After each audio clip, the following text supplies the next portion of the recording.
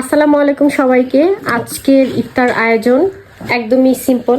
এই যে আমার বাচ্চারা সস সম্পিনিউ আর ভাত, এই যে এখানে সম্পিনিউ সস আর ভাত দিয়ে খাচ্ছে ওরা। তারপর হচ্ছে চিকেন পাকোড়া, তারপর হচ্ছে আঙ্গুর, আর এখানে আমি ভাত আর তারপর হচ্ছে হালিম, পছন্দের হালিম, তরমুজ, বাঙ্গি, খেজুর, আঙ্গুর, তারপর হচ্ছে সালাদ, লেবু, আর আজকে হচ্ছে মজার জিলাপি।